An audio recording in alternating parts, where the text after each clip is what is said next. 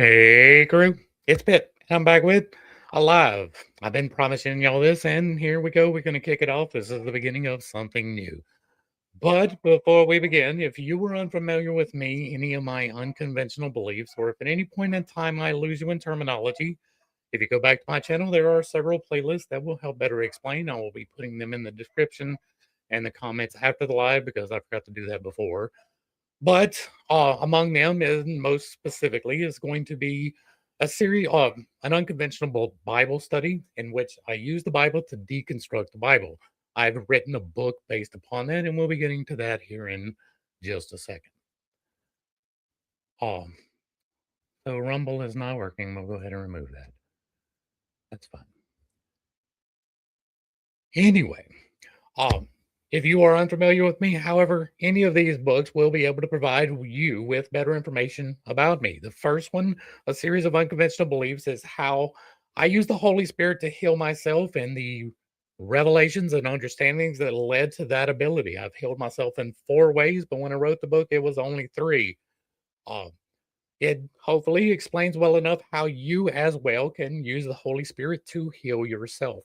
The second one, The Green Stone, is my book on alchemy, spiritual, not physical, in which we discuss some of the misunderstandings that Carl Jung had in the Mysterium Conjunctionis, which we have read in its entirety here on the channel as well.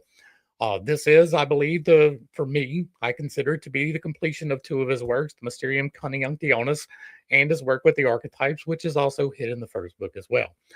The third book, A House Built Upon Shifting Sands, is a biblical deconstruction of the Bible using the Bible primarily as the source to decredit the Bible.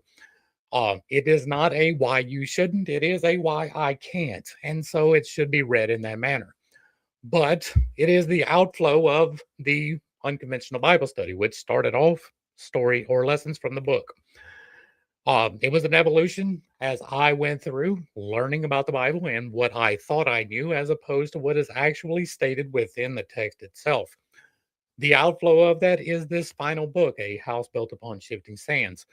The entirety of all three of these books is available on the playlist by the title of the book so that you can get it for free and understand all of the positions that I hold, along with the footnotes and annotations that will let you know where I got some of the confirmation for the things that I figured out on my own. That is a whole story. We've dealt with it before. We really don't have time today. If you want to support the channel, do any of the wonderful things down below. Give me a like, a share, a follow, throw me a comment. Whether you agree or disagree with anything that is stated, you are welcome to state it as long as it remains respectful. If it does not remain respectful, it will be handled appropriately. I do not require anyone to agree with me on any particular point whatsoever. We can have discussions about the validity of either one of our standpoints, and if I am wrong on any point that I hold, I am willing to be corrected. It does not matter what the point is. If you have a valid understanding that will lead to a greater understanding, I am here for that. And I will be just as loud to correct myself as I am to correct anyone else. With all of that being said, we will dive in and begin an exploration of the book of Jasher.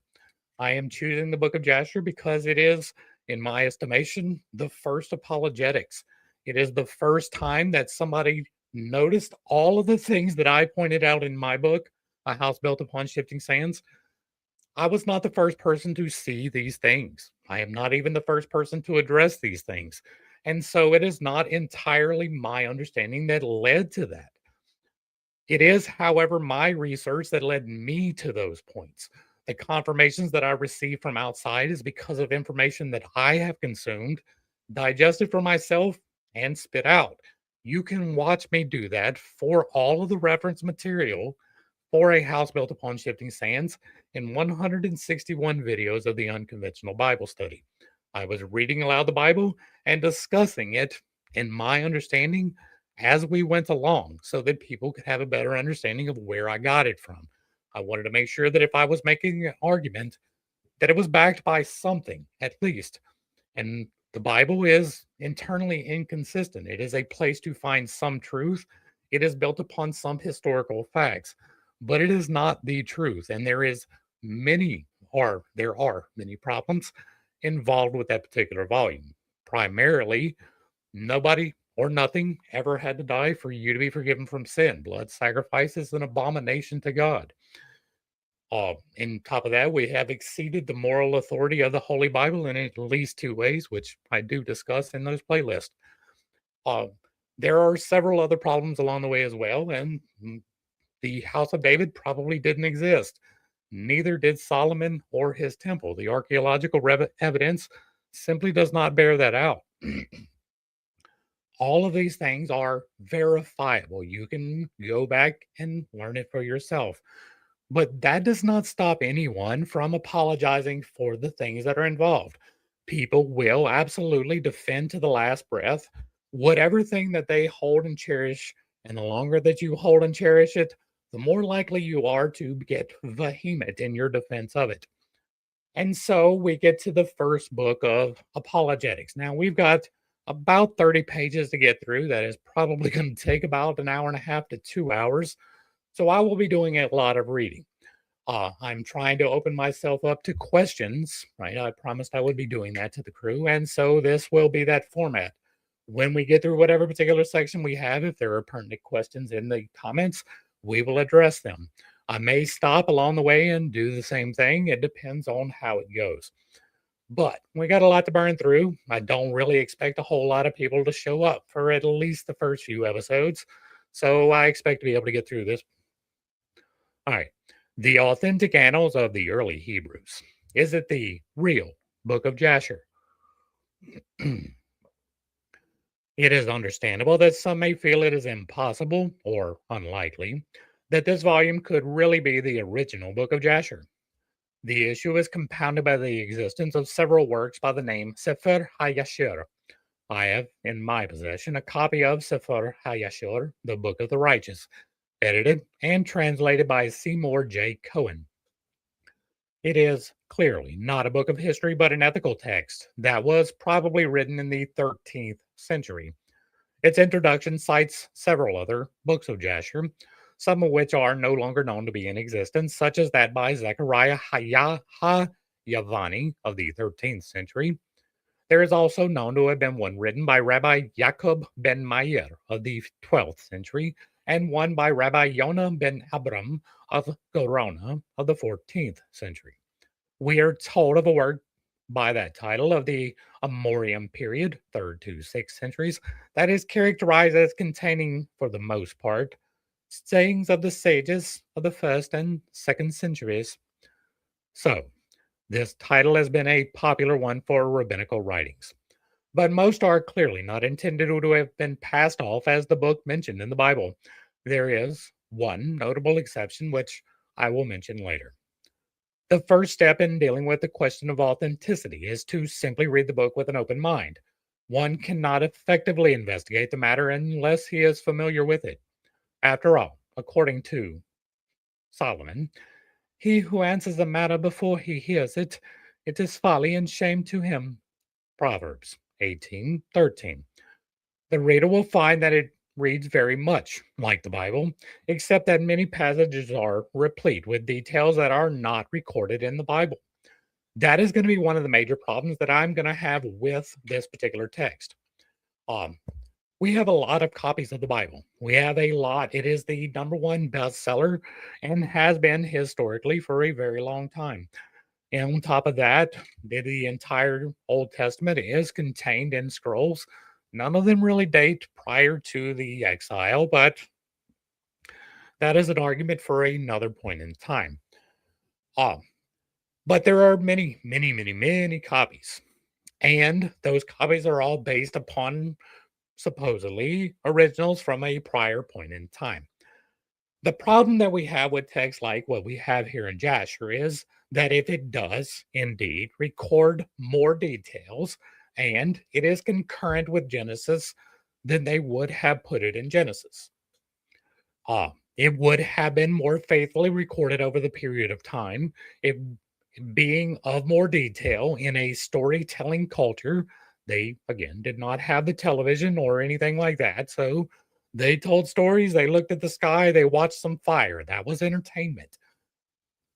If there were more details, those details would certainly have been included. particularly if they are points of contention with believing the said book. It would have been fixed in the process of time unless the particular stories did not develop until it was too late to insert them back into the originals. That is going to be a primary argument of contention, just so that we lay it out right here in the beginning. Oh, I do believe that Jasher was created in its entirety after. Now, whether it was prior to the first century AD or not, that is up for some debate, but it is almost certainly, by almost certainly, I mean a higher than 99% probability that it is not original text, but instead at least dated to the exile. Oh, that's the Babylonian exile. There are really not a lot of records of anything prior to that. And so Moses, no proof of Moses' existence outside of the Hebrew text, right? There's a lot of problems, a lot of problems. Back to the text. There are digressions from the biblical narrative that show concurrent events in other parts of the world. That is going to be another point of contention. There are chapters dealing wholly with events in Egypt or events in Europe. Much of this material can be recognized from other works of ancient history. To anyone familiar with ancient history, it will be obvious that Jasher places these events in a radically different time period than do conventional historians. To be sure, if Jasher be true, there needs to be a radical alteration in the conventional interpretation of ancient history, especially in the area of chronology. There is little of consequence at variance with the Bible. There are some chronological features that differ, but these can usually be attributed to a textual error. Usually, the error will be resolved by reading on. A later entry will fall into harmony with the Bible text. It doesn't matter that there's a piece that isn't in harmony. Later on, it gets back into harmony. So obviously, the entirety of it is true. Right? We're going to be arguing a lot of fallacies here. Remember that the ancient scrolls of this book were in poor condition when the book was printed in Hebrew in 1613. Hey, we got an origination date. It is not unlikely that some numbers could get scrambled. There are a couple of mysterious accounts of incidents that smack of Greek or Roman mythology, such as the story of Zepho, the grandson of Esau, who slew a half human monster in a large cave. Yeah, I bet there are. I bet there are a couple of mysterious accounts of incidents that smack of Greek and Roman mythology. I wonder why that could be. This account is easily recognized as the same story as that of Theseus, who slew the Minotaur. Sorry, it's a high pollen day. Winter has happened and the trees are doing winter things. The characters and settings are different. A critical reader may object to this material, but many valid explanations are possible concerning why this and other such events were recorded in this book. The original author may have simply reported those things because they were popular folklore of his day. That is true for the entirety of the book. Such stories are merely mentioned in passing and no significance is attached to them. Though one may doubt the veracity of these tales, there is nothing here that should dissuade an objective reader from the opinion that this book is genuine. Even the most casual reader will find Jasher enlightening. Accounts in the Bible can be made more lucid and easier to understand with the background of Jasher in mind. I bet it does. The next issue to investigate in regard to the authenticity of this book is the two passages which mention the book by name. The first is Yeshua 10:12 through 13. And he, Yeshua, said in the sight of Israel, Son, stand thou still upon Gibeon, and thou, moon, in the valley of Ajalon. And the sun stood still, and the moon stayed, until the people avenged themselves upon their enemies. Is it not written in the book of Jasher? So the sun stood still in the midst of heaven and hasted not to go down about a whole day. And there was no day like that before it or after it, that the Lord hearkened to the voice of man. for the Lord fought for Israel. And now compare with the following passage in Jasher 88:63-64. And Yeshua said in the sight of all the people, Sun, stand thou still upon Gibeon, and thou, moon, in the valley of Ajalon, until the nation shall have revenged itself upon its enemies. And the sun stood still in the midst of heavens, and it stood still 36 moments. And the moon also stood still and hastened not to go down a whole day. And there was no day like that before it or after it, that the Lord hearkened to the voice of man, for the Lord fought for Israel. Okay. A comparison of the text preceding also shows that a high degree of correlation, indicating that much more than a couple of verses where it's probably quoted by the Bible writer. All right, here we get to another one of those arguments. Correlation and causation are not the same thing. And one of the things that we discovered in the Bible study was that out of the four Gospels, Matthew, Mark, Luke, and John, Mark is the first one. It was written first, and its target market was Alexandria, which is in Egypt. From that, Matthew took Mark's work and he added some details, and those details were necessary for his market. His market was Ethiopia, which is slightly south of Egypt. Then we had Matthew, Mark, Luke. Then we had Luke, and Luke's target audience, which he took Mark, and he expanded upon it for his target audience, which was Greece and Rome and the area of Cappadocia.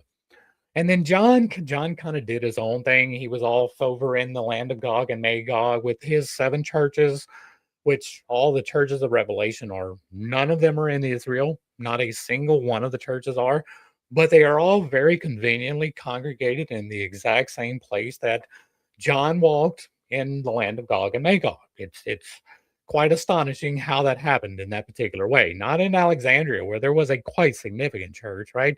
No, in the region of Turkey, very specifically. Nothing to be drawn from that at all, right? But they took the source material and they expanded upon it in with the way that they needed to in order to shape the narrative in the direction that they wanted to go in. That is by no means unique to the Gospels, but it is a very good example, especially in the context that we are discussing now, because that is the same thing that could possibly have happened with Jasher, right? If we had the book of Yeshua, right? Joshua and Yeshua, same word. And so we had the book of Yeshua, and if that was already existent when you were writing something that was going to be apologizing for that particular text, well, you would use the details that are in that text, and then you would add a little bit for your target audience. That is my contention for what has almost certainly happened here. And again, that is a greater than 99% chance. So, continuing the text. A second mention of the book of Jasher occurs in 2 Samuel 1:17. In contrast, this incident is not a direct quotation of a historical event from Jasher, as is the case in Joshua. Jasher's narrative ends long before the time of David. However, as part of his lamentation over the death of Saul and Jonathan, David referred to a comment by Jacob that is quoted by the book of Jasher. He said, also, he bade them to teach the children of Judah to use the bow. Behold, it is written in the book of Jasher. David is referring to the dying words of Jacob and Judah in Jasher 56:9. It's so funny that all of these words start with J and the Hebrew had no J. Only teach thy sons the use of the bow and all weapons of war, in order that they may fight the battles of their brother, who will rule over his enemies. This passage in the Bible has no reference to anything in the Bible itself, but it is made clear from the passage in Jasher because, if this was a inerrant work of God that should be taken as literal fact by every single being on the planet, it is of course going to leave out important things like what it's referring to in any particular situation whatsoever. And again, this can absolutely be compensated for by the rant I just gave about the second objection. While the two above references pass the test, sorry, it will be up to the reader to satisfy himself as to the general agreement of the entirety of the book with the biblical narrative. This is such an extensive comparison and such an obvious one that I will not attempt to make any verse by verse comparison. Um, Certainly, any reader who is familiar with the Bible will recognize its similarity to the text of Jasher, and that is quite intentional in my opinion. There probably is no way that we can know that the biblical writers quoted from this book rather than the other way around. That is a good argument. It is possible that this book was reverse engineered. Is it possible that this book was reverse engineered? Yes, 100% possible. Perhaps the Book of Jasher from the Amorium period was compiled from rabbinic sources, such that it is a kind of digest of rabbinic traditions. Indeed, there is a great deal of commonality with accounts from other midrashic sources. If this were found to be so, it would in no way diminish its value. So, if it is indeed found to be apologetics, it would not diminish its value. So, we've got the exact same moral, ethical treatment as Paul, right? It's okay to lie as long as you're doing it in the name of God. Is it possible that someone created this book as a clever fraud by appropriating the names of the biblical Jasher to give the word credibility? There are, of course, many examples of such pious counterfeits from the early New Testament period. Could someone have fabricated this book by incorporating a huge number of additional details into the framework of biblical stories and do it with such accuracy as to be convincing? We were going to poison the well.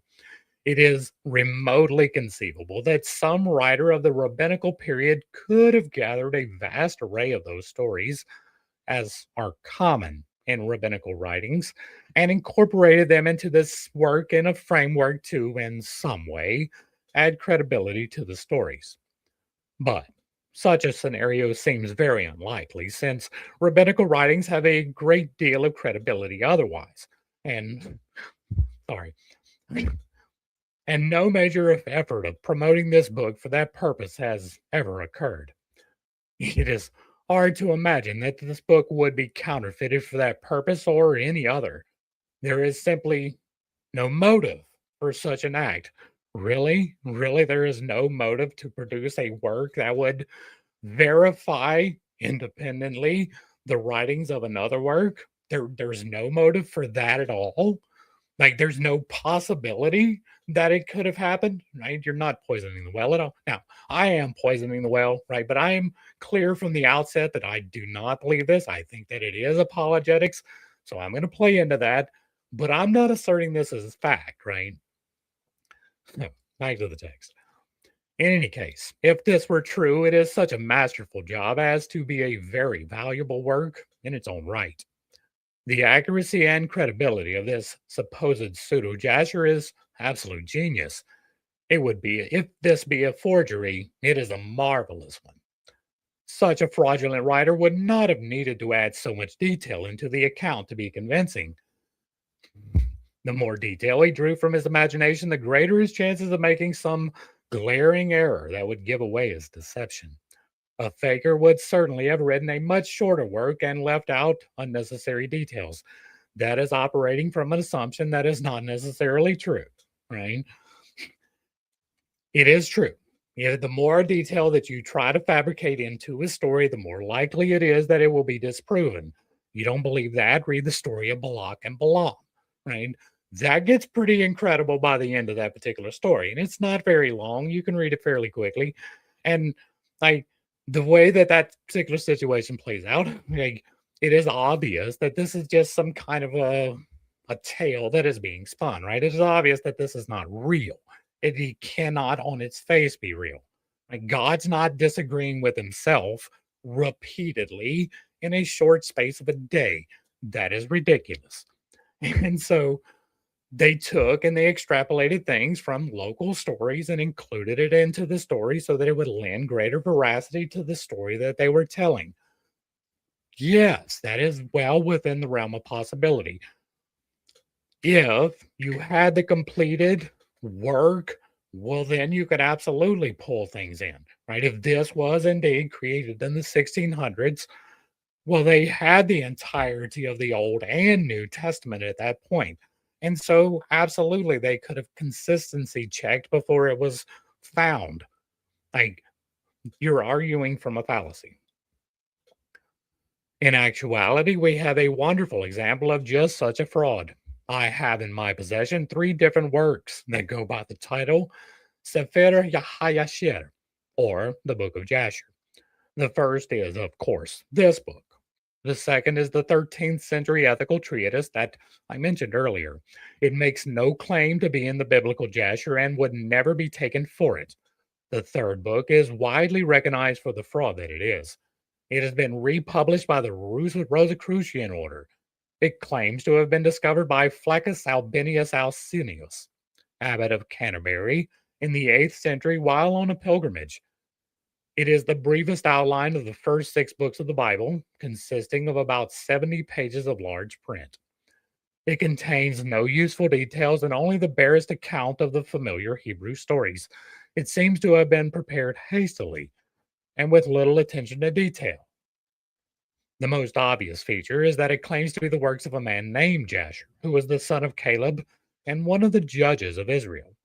This seems to be its entire reason for existence. It is clear that the author had no real knowledge of Hebrew and failed to recognize that Jasher is not a proper noun. It is not anybody's name. It rather carries the meaning of the upright book or of the faithful record. Clearly, this book is a fake. It has all the characteristics you would expect to see in a forgery. It is very brief and contains no unique information except the one thing that is so absurd as to expose it as a hoax. So the contrast between that imitation and this book is very telling. It is easy to see which is genuine. Finally, and I mean, that's an either or, right? It's either this book is fake or that one's fake. It can't be that both of them are fake. That's not possible. Finally, consider how Josephus described the book of Jasher. He said, by this book ought to be understood certain records kept in some safe place on purpose, giving an account of what happened among the Hebrews from year to year, and called Jasher, or the upright, on account of the fidelity of the annals.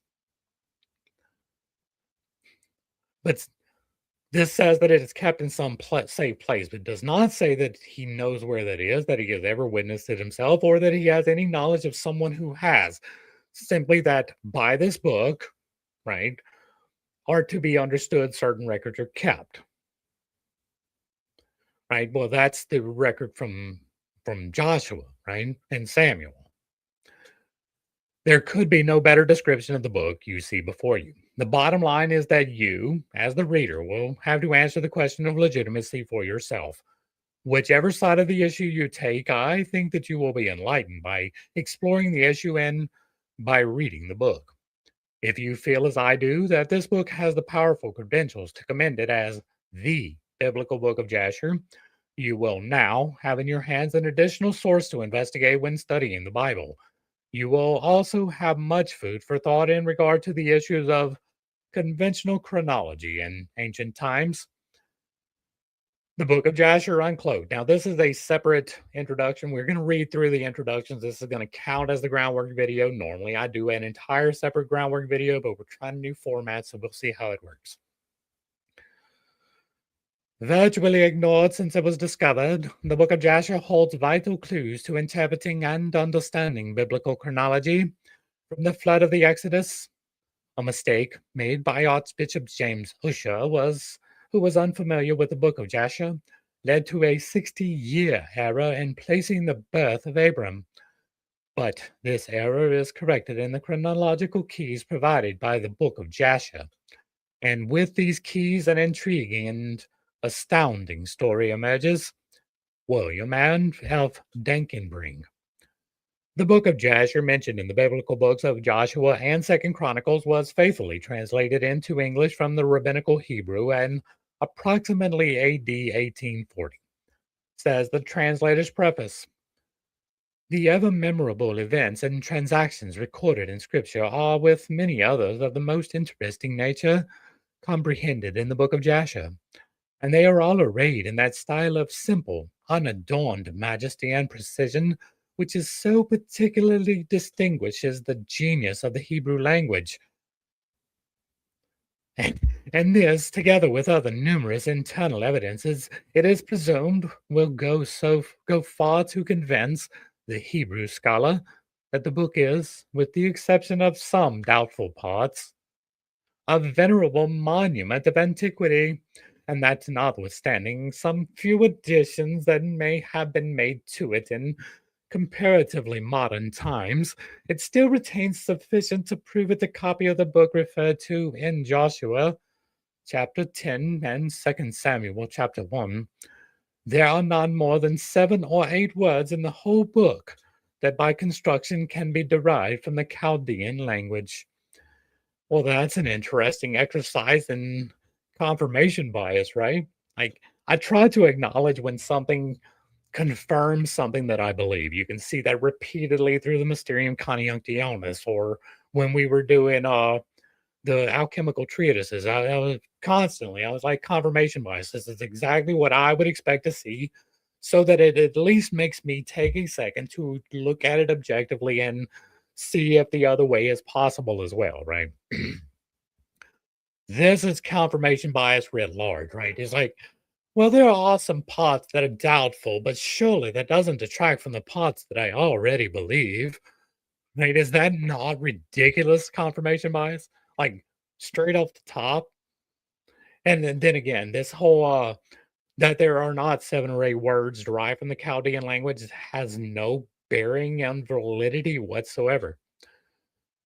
In the title of the book in Hebrew, Sefer HaYashir literally means the book of the upright, or the upright and correct record. Some have thought that Jasher was the name of a Hebrew judge in Israel in a publication that arose in the middle of the 18th century, circa 1750 AD, purported itself to be a translation into English from a Hebrew manuscript of Jasher found at Ghazna in Persia.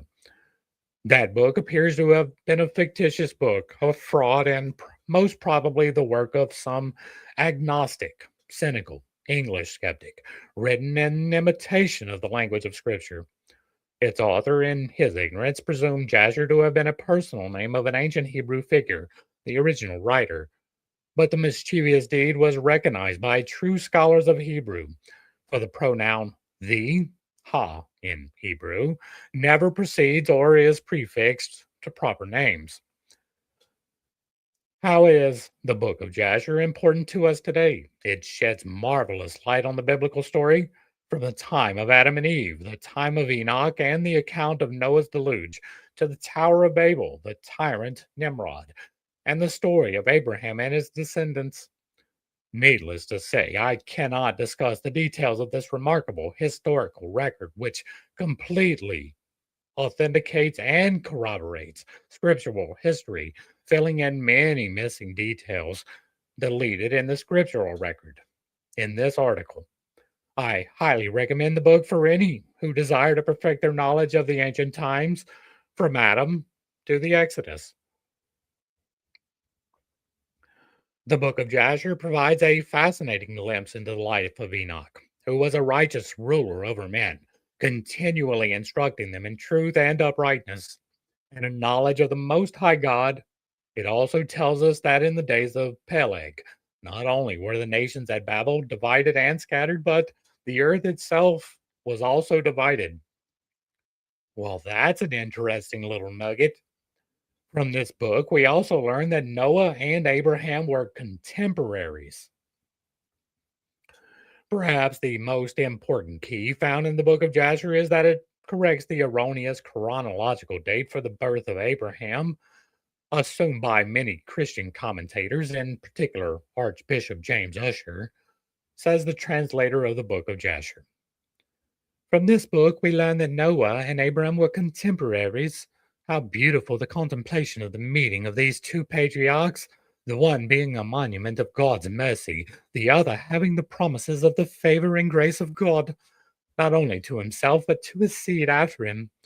This fact might be proved from Scripture, but from the 32nd verse in the 11th chapter of Genesis, most of the Christian commentators have erroneously dated the birth of Abraham 60 years later than it actually took place, as it is generally stated that he was born annus mundi, after man, an example, after Adam, 2008, whereas the regular calculations in the Bible leads us to 60 years earlier, viz. 1948.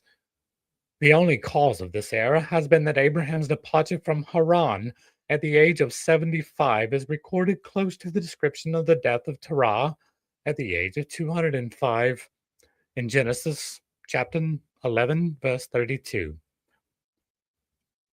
Oh boy.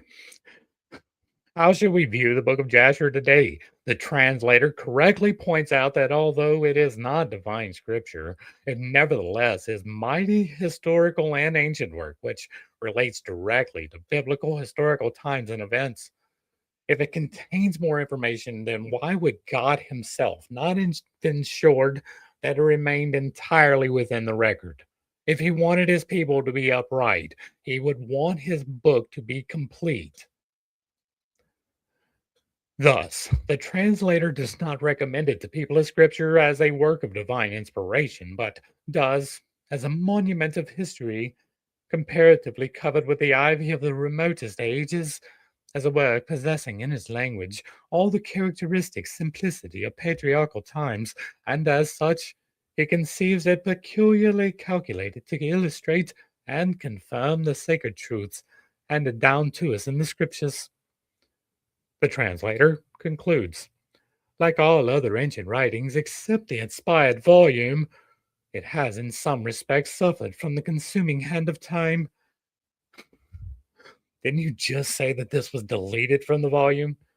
And there is a reason to believe that some additions have been made to it. In fine, it contains a history of the lives and memorable transactions of all the illustrious characters recorded in sacred history, from Adam down to the time of the elders who immediately succeeded Joshua. Having said those things, let us take a close look and see how the book of Jasher, then, impacts our understanding of ancient biblical chronology and what it means for us today. Chronology after the flood. And here's where I'm going to point out there is no record of a global flood. There is significant records of many localized floods recorded as large, decimating, destructive forces, I will grant, right?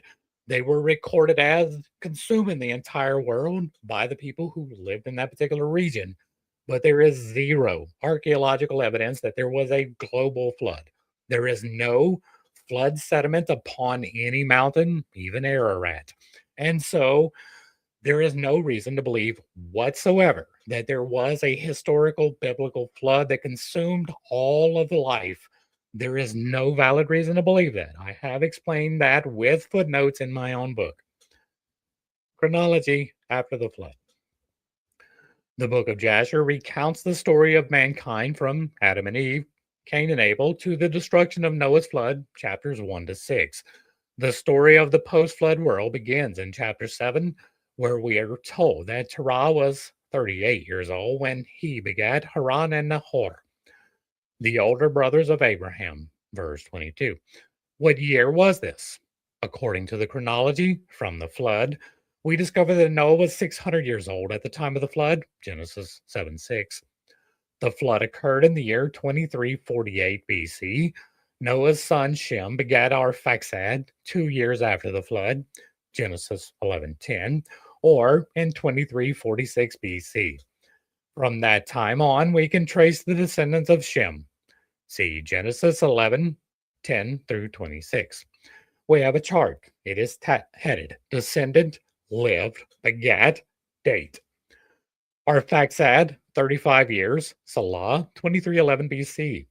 Salah, 30. Eber, 2281. Eber, 34. Peleg, 2247. Peleg, 30. Ru, 2217. Ru, 32. Serug, 2185. Serug, 30, Nahor, 2155, Nahor, 29, Terah, 2126 BC, and Terah, 70, Abram, 2056 BC. At this point, the biblical genealogy tells us, and Terah lived 70 years and begat Abram, Nahor, and Haran. Genesis 11:26. Yet, the book of Jasher clearly states that Terah was 38 years old when he begat Haran and Nahor. And so you have an intrinsic contradiction, right? This is directly contradicting the statement that you take as divinely inspired. But of course, let's run with that one. All right, so therefore, the fact that the Bible says that Terah was 80 when he begat Abram, Nahor, and Haran must refer to the day when Abram was begotten, 32 years after his brothers. Abram was the younger of the three. Where did you get that from? Because it makes your math work? Is that where you got that from? Like, the fact that the Bible says that Terah was 70, which is in direct contradiction with the book of Jasher, which says that he was 38. That just means that they were choosing the wrong date to refer to. Really? Really? Okay. Abram was the youngest of three, but it is listed first because the birthright became his because of his righteousness and excellency.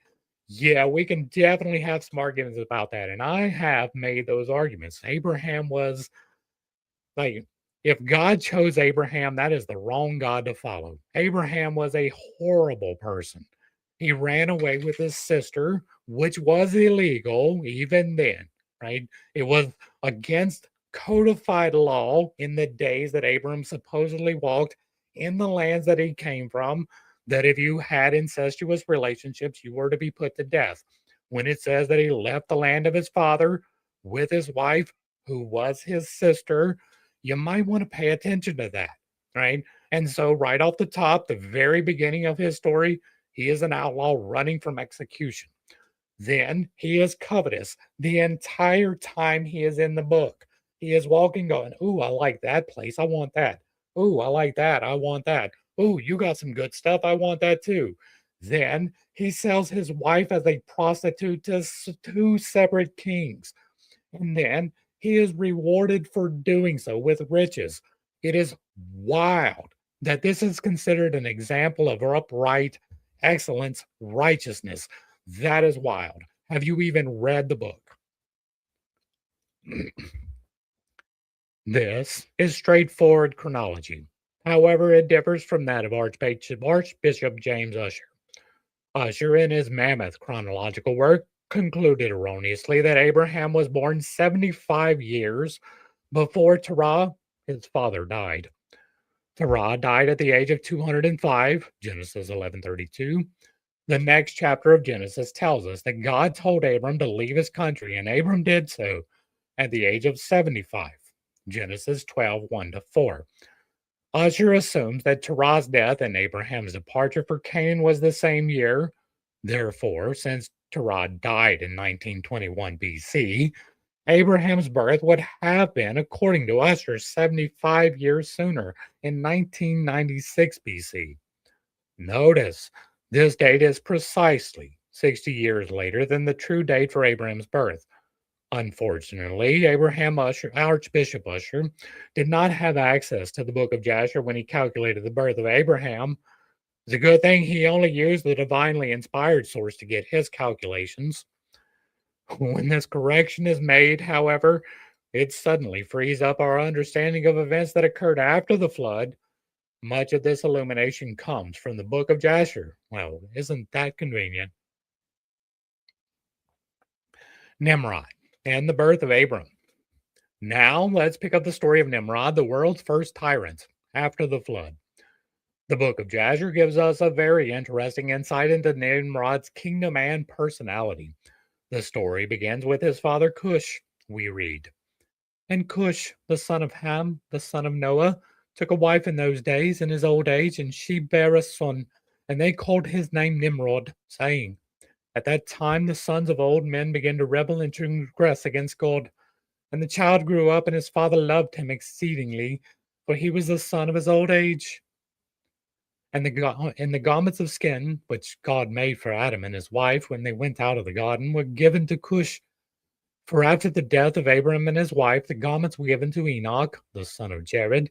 And when Enoch was taken up to God, he gave them to Methuselah, his son. And at the death of Methuselah, Noah took them and brought them to the ark, and they were with him until he went out of the ark. And in their going out, Ham stole these garments from Noah his father, and he took them and hid them from his brothers.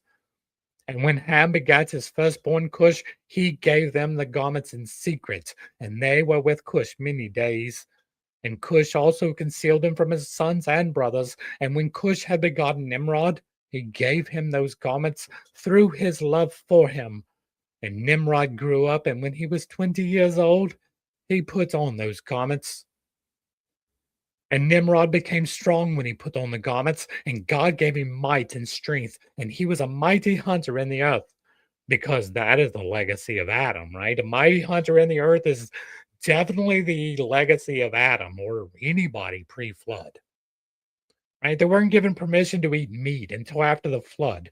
Why would they have been hunters? Why would these garments bestow hunting ability? Are you kidding me? And when Nimrod was 40 years old, at that time there was a war between his brethren and the children of Japheth, so that they were in the power of his enemies. And when Nimrod had joyfully returned from battle, after having conquered his enemies, all his brethren assembled to make him king over them, and they placed the regal crown upon his head. And he placed Terah, the son of Nahor, the prince of his host, and he dignified him and elevated him above all his princes. Jasher 7:23 to 41. Notice, although the Bible does not mention these fine details in the scriptural narrative, nevertheless, Terah, Abram's father, was the commander in chief of Nimrod's army. Boy, that's not coincidental at all. He was a very important man in the post-flood world and the government of Nimrod. This occurred when Nimrod was about 40 years of age. The account goes on. And Nimrod dwelt in Shinar, and his kingdom became very great. And Nimrod reigned in the earth over all the sons of Noah.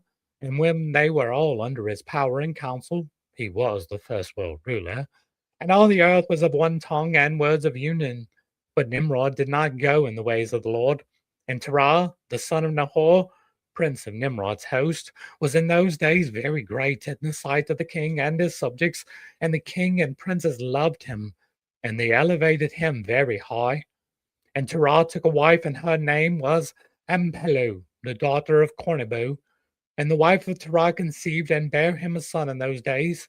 Terah was 70 years old when she begat him, and Terah called the name of his son Abram, because the king had raised him in those days, and dignified him above all his princes. Jasher 7:44 to 51. The book of Jasher, therefore, plainly tells us that Abram was born to Terah when he was 70 years old, not 135 as Archbishop Usher thought. The story continues that at the birth of Abram, the astrologers and wise men of Nimrod's kingdom saw a horrifying sign in the heavens, which they understood to mean that the child born to Terah that night would grow up and possess the earth and would kill all the kings of the earth, posing a great threat to Nimrod himself. A plot was hatched to kill the child. Terah managed to save Abram by substituting the child of one of his servants instead, and then hid Abram, his mother and nurse, in a cave for 10 years.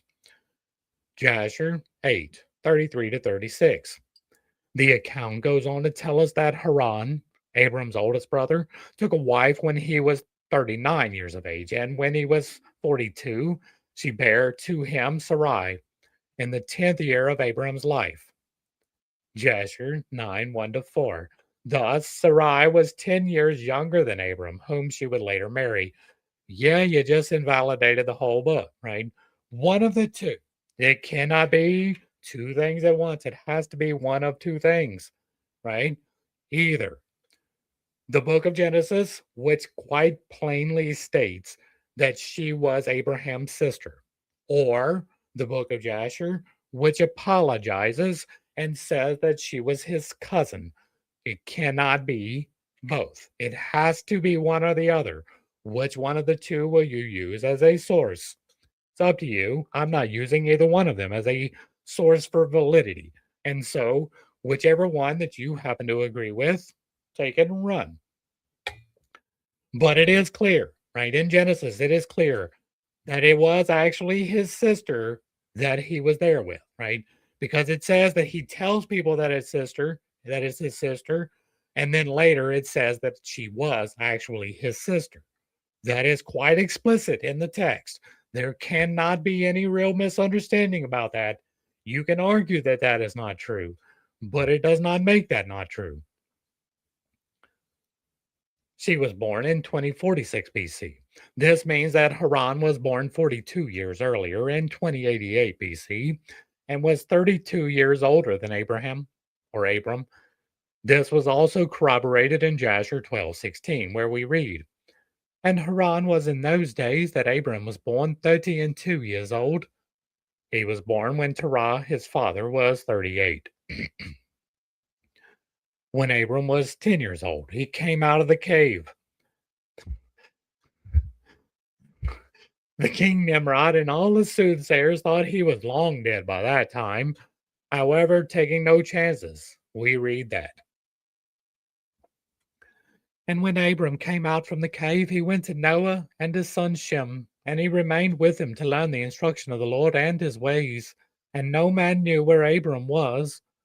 And Abram served Noah and his son Shem for a long time." Wait, what?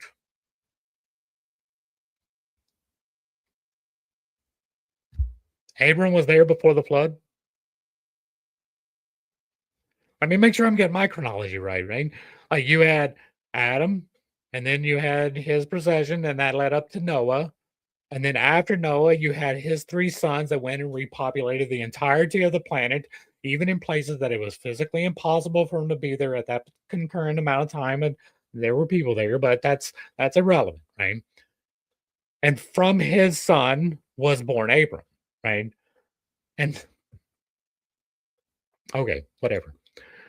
And Abram was in Noah's house 39 years, and Abram knew the Lord was 3 days old, and he went in the ways of the Lord until the day of his death. He knew the Lord from 3 days old. That's not hyperbole at all. There is absolutely emphatic proof that he knew God from 3 days old. He was quoting scripture without ever having read it at 3 days old. And how do you know that? How do you know what a 3-year-old is thinking? A 3-year-old is thinking this: I'm tired, I'm hungry, give me a titty, I got to shit. That's it. That's the entirety of their existence at that point. They don't even see their own hands. What are you talking about? That can't possibly be hyperbole, right? Can't possibly be. Where were we? All right. Where was I? And he remained with him. That was the wrong one. From 3 days old. And he went in the ways of the Lord until the day of his death. Yeah, prove that one. As Noah and his son Shem have taught him. Right? If that is true, then Noah taught him exactly wrong, right? Because you can read what he did, and everything he did violated the later commandments. Not even the law of Moses, the literal commandments. And all the sons of the earth in those days greatly transgressed against the Lord, and they rebelled against him, and they served other gods, and they forgot the Lord who had created them in the earth. And Terah had 12 gods of large size, made of wood and stone, after the 12 months of the year. Jasher 5:8. Thus, Abram, from the age of 10 to 49, was in the house of Noah, learning the truth of God. This would have been from the year 2046, the year Sarai was born, until the year 2007 BC. During this time, King Nimrod reigned securely, and all the earth was under his control, and all the earth was of one tongue and words of union. Jasher 9:20. At this time, Nimrod and his great men took counsel to build a strong tower and its top reaching heaven. Verse 21. While they built it, they imagined in their hearts to war against him and ascend into heaven. verse 25. As the scriptures tell us and the book of Jasher confirms, the gigantic tower was destroyed in a mighty paroxysm, says the book of Jasher.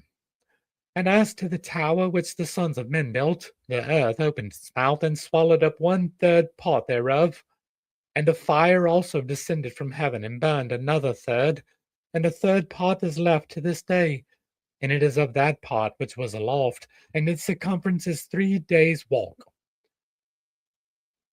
This tremendous event would have occurred just before Abraham left the house of Noah in the year 2007 BC.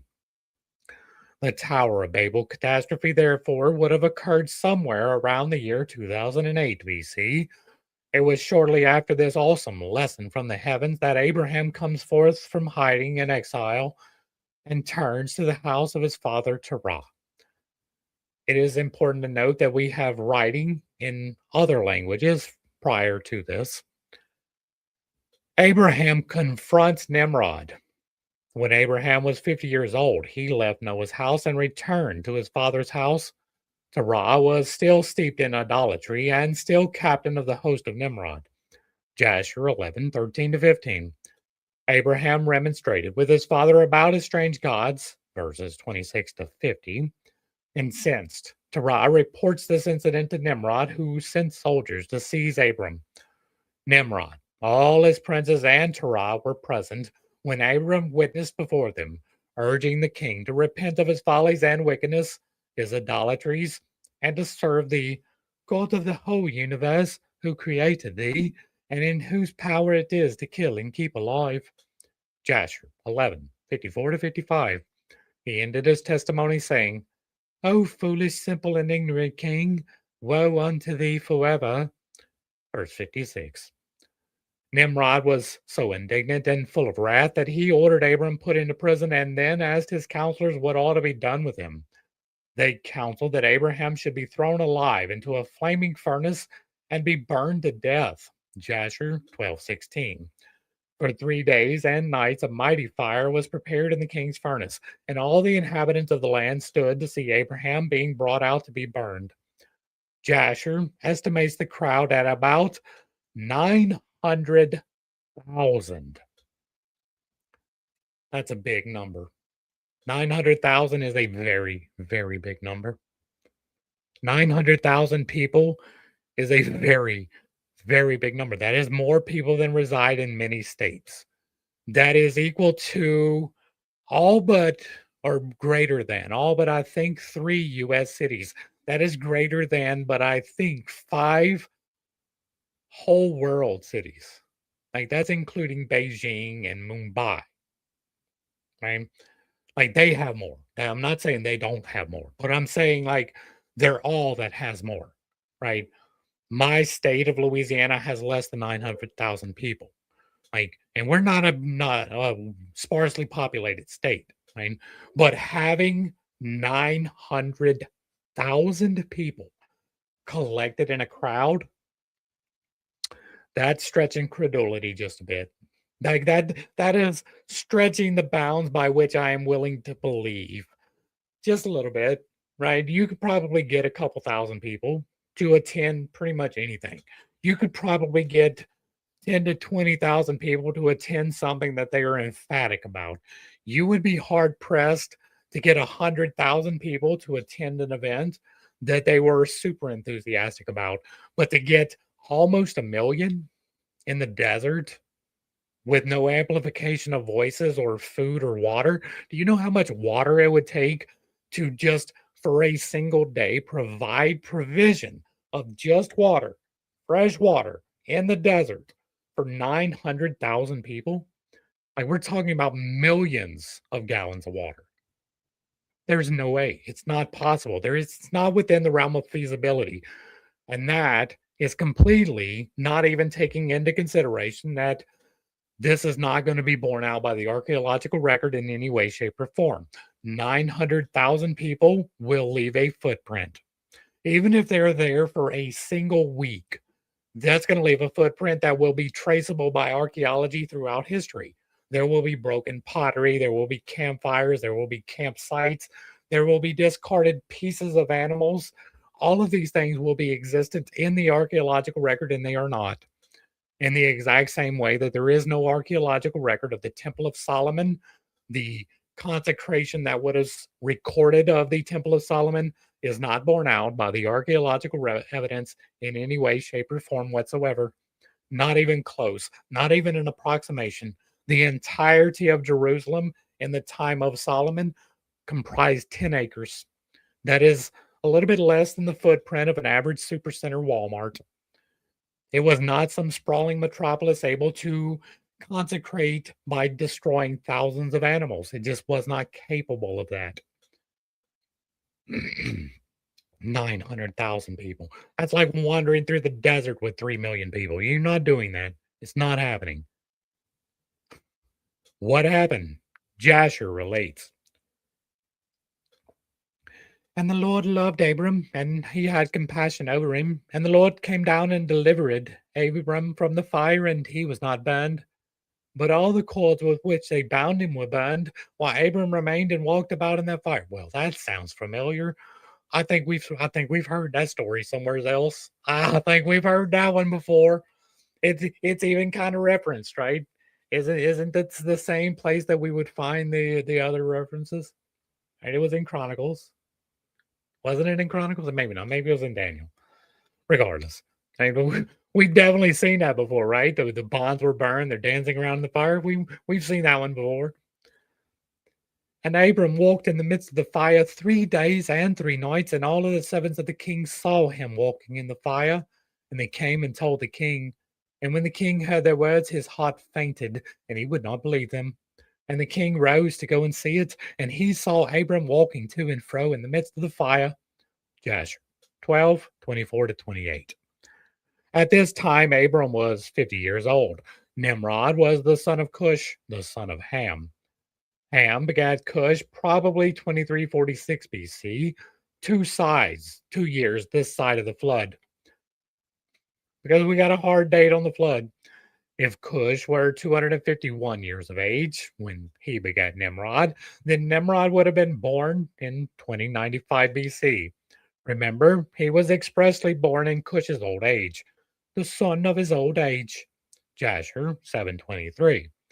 Thus, he would have been about 30 years younger than Terah, the chief, over his host. He would have been approximately 40 years older than Abram. Keep this date in mind, for later we will see how well it correlates with another date signpost we will discover in the book of Jasher. There are many date links given in the book of Jasher which are unavailable anywhere else. Abram's place of safety.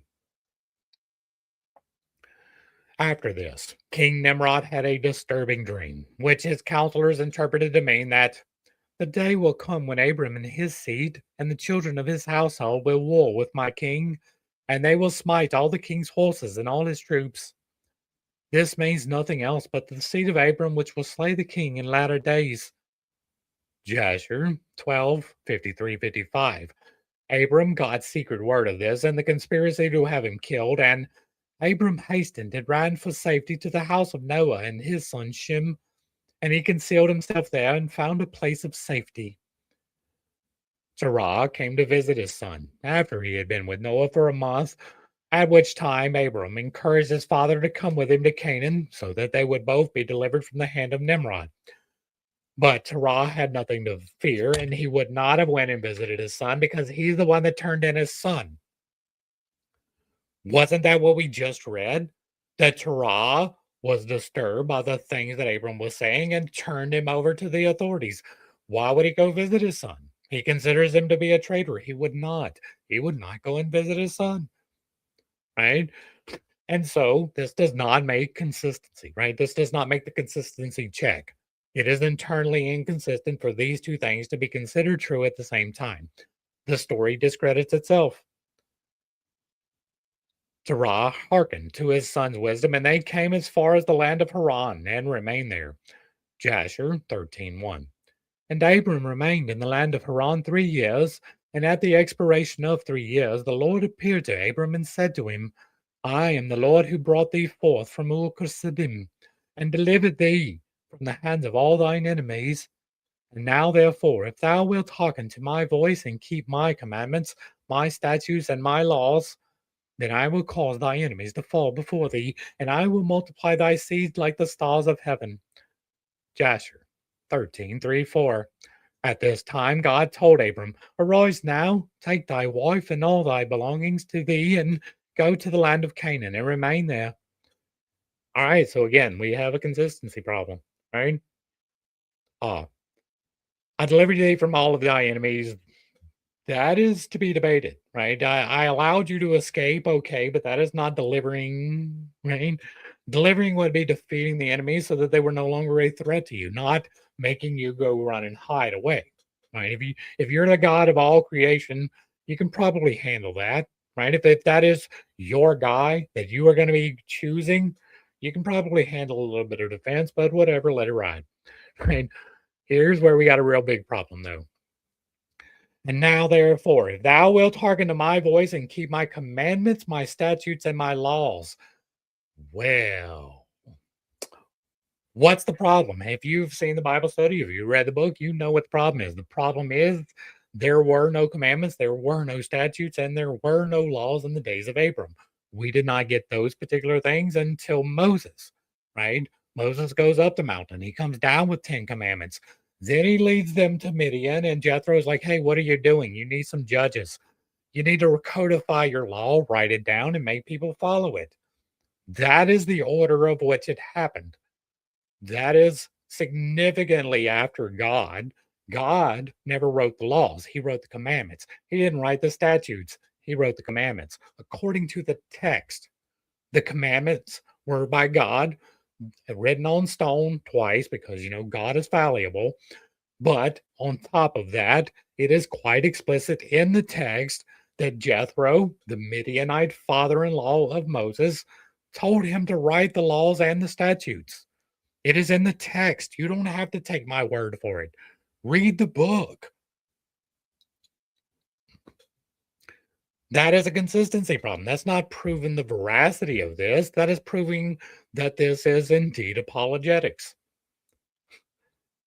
Abram's first trip to Canaan. Abram went to Canaan and dwelt there 3 years. Jasher records, at that time, at the end of 3 years of Abram's dwelling in the land of Canaan, in that year Noah died, which was the 58th year of the life of Abram, and all the days of Noah were 950 years, and he died. Noah was 600 years when the flood came. He lived beyond the flood 350 more years and died in the year 1998 BC. Abram was born in 2056 BC. Thus, Noah indeed died in Abram's 58th year, just as the book of Jasher tells us. Boy, that's convenient. The book of Jasher then tells us, and in the 10th year of Abram's dwelling in the land of Canaan, 7 more years, or in the year 1991 BC, when Abram was 65, there was a war between Nimrod, king of Shinar, and Chedorlaomer, king of Elam, and Nimrod came to fight with Chedorlaomer and to subdue him.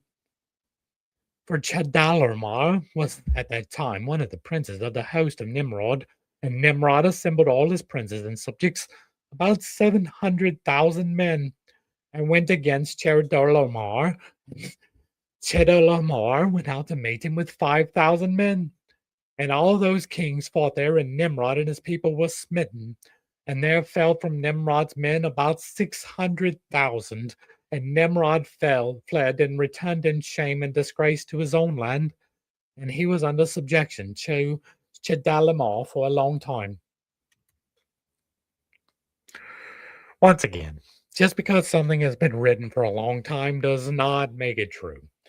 And some things are absolutely possible, right? We have seen some incredible routes throughout history. We have seen the underdog pull it out so very many times, right? We have really seen that. It is a repeatable thing. 200, right? Thermopylae, all of these things, the Battle of Marathon. Like, you can pull so many references from history of the underdog pulling it out.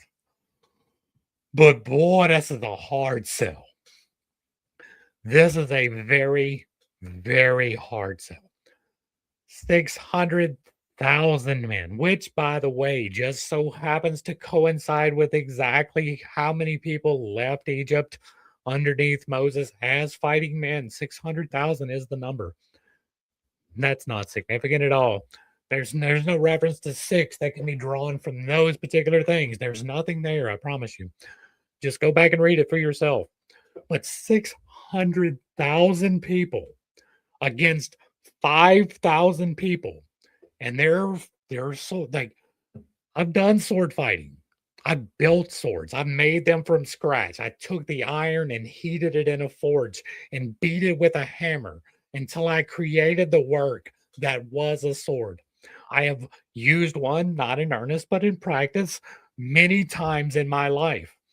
It is going to be a very, very, very hard sell for me that 5,000 people using swords and bows in the Bronze Age is going to withstand 600,000 men. You're going to have a really hard time to convince me of that. That does not make any internally consistent logic whatsoever, right? Even like it's not saying that God, you know, sent down an asteroid and destroyed these fighters, and so it was a magical victory, or even like what we see in the gates of Jerusalem, right, where the waters kill all this whole host, and then no, this is saying that 5,000 people fought 600,000 people in one. Bruh, bruh. What kind of retarded do you have to be to believe that? Like, what? And again, I want to make sure this is clear because I use the word, right? I don't ever mean somebody who is developmentally challenged. I mean, when you are being retarded, intentionally choosing not to choose forward thinking, right? You are someone who refuses to see the logic of the situation whatsoever. That is retarded thinking, and retarded, that means backwards, right? Dragging civilization backwards because you believe that somehow, miraculously, 5,000 people destroyed 600,000 people in a fight. If you believe that, you've never been in a fight in earnest. You have never felt how watery your limbs will turn after 5 minutes or 10 minutes. God forbid you have to fight for 15 minutes. You're dead. 600,000 people. Are you kidding me? Jasher continues the story of Abram. And it was in the 50th year of Abram's dwelling in the land of Canaan, which is the 70th year of the life of Abram, the year 1986 BC. And the Lord appeared to Abram in that year, and he said to him, I am the Lord who brought thee out of from Ur Kasdim to give thee this land for an inheritance. Now therefore walk before me and be perfect and keep my commandments. Well, he didn't do that. And thou shalt come to thy fathers in peace and in good age, and the fourth generation shall return here in this land and inherit it forever. Well, isn't it convenient that they put the exile in there, or the slavery, not exile? Now, notice carefully, God told Abram that he would give him the land from the river of Egypt, the Nile, to the river Euphrates. And then he told Abram that he would die peaceably and in a good old age. But notice now, Abram would return in the fourth generation and inherit the land forever. This is a prophecy for the future. In this instance, the fourth generation means 4,000 years. For a full generation is 1,000 years in fulfillment. I thought it was 60. I thought a generation was 60 years. 1,000 years in fulfillment. One day. Second Peter 3, 8 to 10. Abram was born and lived circa 2000 BC. 4 generations or 4,000 years from that time brings us to circa 2000 AD. This is one more astonishing evidence that we are surely living in the generation of the end time. Well, it is 2026. I think the chronology might be a little bit off, right? Abram's second journey to Canaan. Well, they like it is easy to extrapolate and put stuff in there if there's no contravening evidence, right? Like the point that was made in the introduction was that surely if somebody was faking this, they wouldn't add so many details because it would invalidate it. But it can't invalidate it if there is no contravening evidence, and there's not because it just simply doesn't exist, right? The time frame writing was still something new. Abram's second journey to Canaan. Now let us continue the story of Abram. At that time, Abram returned and went to Haran to see his father and mother and his father's household. And Abram and his wife and all belonging to him returned to Haran. And Abram dwelt in Haran 5 years. That is, again, one of those contradictions that you need to take up with the Bible itself because he could not go back to Haran. And many of the people of Haran, about 72 men, followed Abram, and Abram taught them the instruction of the Lord in his ways, and he taught them to know the Lord. And in those days the Lord appeared to Abram in Haran and said to him, Behold, I spoke unto thee these 20 years back, saying, Go forth from thy land, from thy birthplace, and from thy father's house, to the land which I have shown thee, to give it to thee and to thy children. Now therefore arise, go forth from this place, thou, thy wife, and all belonging to thee, and rise to return to the land of Canaan. And Abram arose and took his wife Sarai and all belonging to him. And they came out to go to the land of Canaan. And Abram went and returned to the land of Canaan according to the word of the Lord. And Lot, the son of his brother Haran, went with him. And Abram was 75 years old when he went forth from Haran to return to the land of Canaan. Jasher 13:20 to 26. This was the second time Abram went to the land of Canaan. The first time was when he was 55 years of age. This was 20 years later when he was 75 years of age.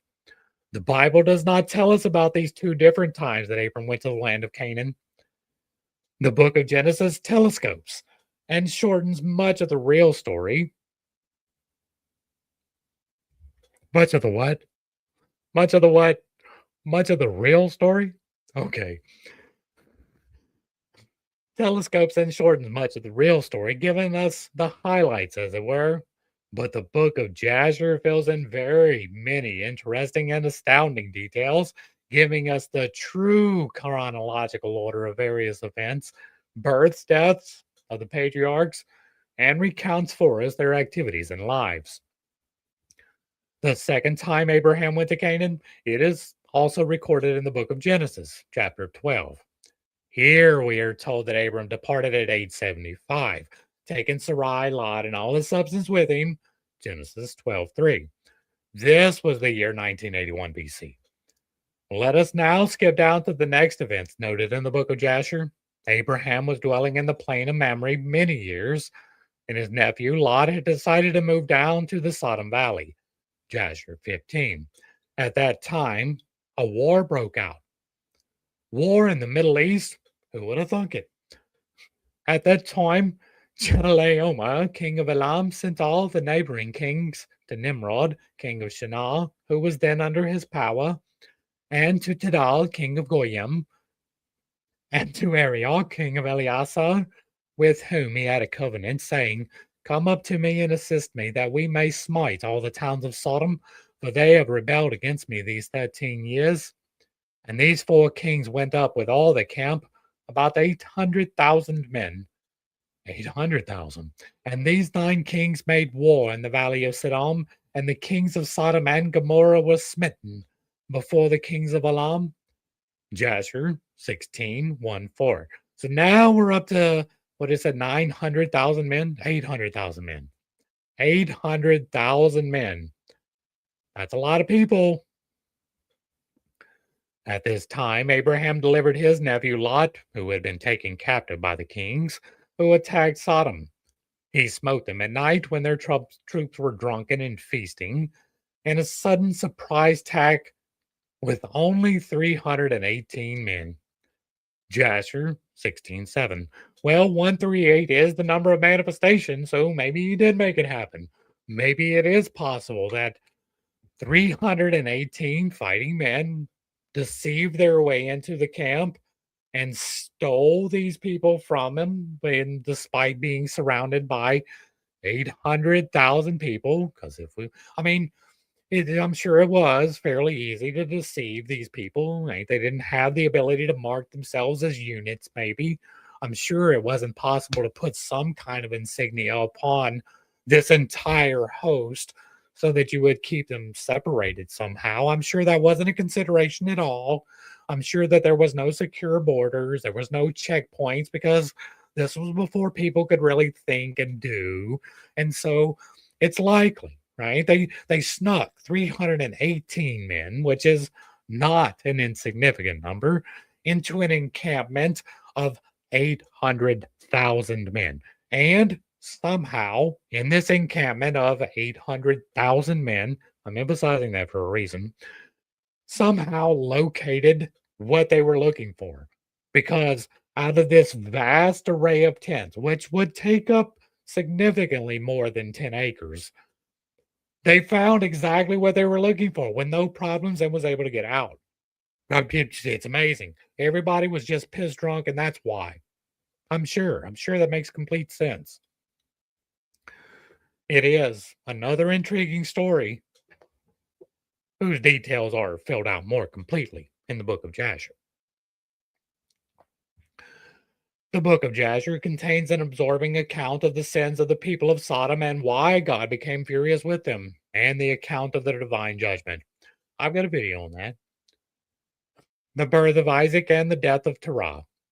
Picking up the story, the book of Jasher also records the miraculous birth of Isaac when Abram was 100 years of age. Since Abraham was born in 2056 BC, the birth of Isaac would have occurred in the year 1956 BC. Abraham made a great feast on the day that Isaac was weaned, and Shemineba and all the great people of the land, and Abimelech, king of the Philistines, came to eat and drink and rejoice at the feast which Abram made. Because that makes sense considering the story where he had to leave. Jasher 21:5. Also, Terah come from Haran, they and all belonging to them, for they greatly rejoiced on hearing that a son had been born to Sarah. I mean, why wouldn't he want to see the son of his son and daughter? Right? Why wouldn't he show up to witness that? The next chronological link in the story comes in chapter 22 of Jasher. And Terah died in that year, that is, in the 35th year of the birth of Isaac, son of Abram. And in the days of Terah were 205 years, and he was buried in Haran. Jasher 22:33 to 34. Terah was born in 2126 BC. The scriptures also tell us that he was 205 years old when he died. Genesis 11:32. This means he died in the year 1921 BC. On the other hand, Isaac was born in the 100th year of Abraham, and Abraham was born in 2056. This puts the birth of Isaac in the year 1956. If we subtract 35 years from 1956, we come up with 1921, the very same year. Thus, the Bible and the book of Jasher are in complete agreement on biblical chronology from the flood down through the birth of Terah, Abraham's father, to Abram, and down to the birth of Abraham's promised son, Isaac. What about Ishmael? The binding of Isaac and the death of Sarah. Sorry, name's been changed. The intriguing account of the binding of Isaac is then recounted in the book of Jasher. The story of the near sacrifice of this wonderful and obedient son, which is also recounted in the book of Genesis, chapter 22. Isaac at this time was 37 years old, Jasher 22:41. Therefore, this event would have occurred in 1919 BC. This was a very traumatic experience, especially for Sarah, who was devoted to her son, and who at one point was told that he had been sacrificed by Abraham. Yeah, one of the two versions of, or one of the three versions of the sacrifice that wasn't, right? Abraham actually kills Isaac in one of them. He lets him go in the second one, and it is Ishmael in the third one. There are three different versions of it. Not knowing the truth that Isaac had been spared, her heart was heavy with grief, but still she had faith in God. When she heard Isaac was still alive after all, she could hardly take in the good news, and joyous at this wonderful news, her heart was overcome, and she died soon thereafter. But in joy, not in grief. This is not the place to go into this incredible story, nor the time, but it is recommended reading for all students who are serious about the Bible and its message. The year would have been 1919 BC. Sarah died at the age of 127 years. Jasher, 24:1. She was born 10 years after Abraham, or in 2046 BC. This would put her death in the year 1919 BC, the same year as the binding of Isaac, actually following shortly after it. Sarah was buried with great pomp and ceremony, as befits a queen, and Abram buried Sarah with pomp and observed at the interment of kings, and she was buried in very fine and beautiful garments. And at her bier was Shem, his sons Eber and Abimelech, together with Anah, Ashcol, and Mamre, and all the grandees of the land followed her bier. Jasher 24:13-14. That is not significant enough to argue with. The births of Jacob and Esau. The next important event chronicled in the book of Jasher is Isaac, son of Abraham, taking a wife. And Isaac took Rebekah, and she became his wife, and he brought her into his tent. And Isaac was 40 years old when he took Rebekah, the daughter of his uncle Bethuel, for a wife. Jasher 24:44 and 45. Isaac remarried Rebekah when he was 40 years of age, so this would have been in the year 1916 BC. Rebekah bore no children for many years, but the book of Jasher records, and in the 59th year of the life of Isaac, the son of Abram, Rebekah, his wife, was still barren in those days. Jasher 26:1. Isaac's 59th year would have been 1897 BC. Rebekah asked her husband Isaac to pray for her to have children, even as Abraham had prayed for Sarah, who had also been barren. Isaac does so, and the Lord heard his earnest prayer, and Rebekah conceives. Jasher 26:2-8. She had twins, Esau and Jacob, who struggled for dominance even while in her womb.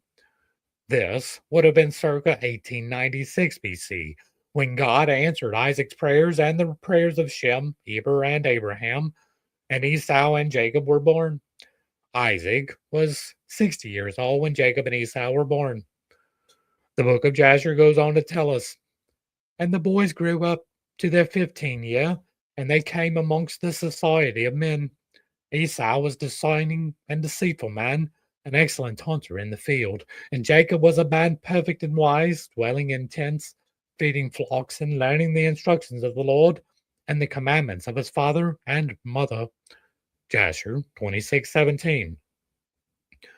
The chronology of Jasher therefore informs us that Rebekah conceived when Isaac was 59, 19 years after she married Isaac. She delivered two children the following year.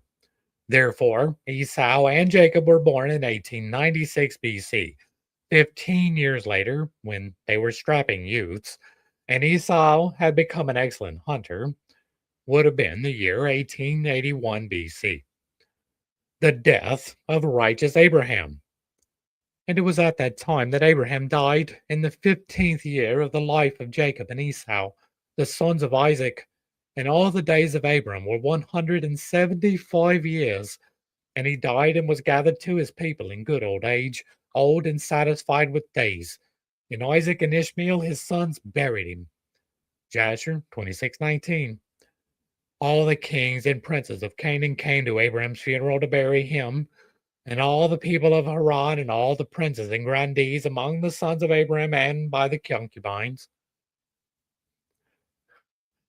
Born in 1896 BC, Jacob and Esau would have been 15 years of age in 1881 BC. Abraham would have been 175 years of age. Says Jasher of this remarkable man of faith and obedience to God.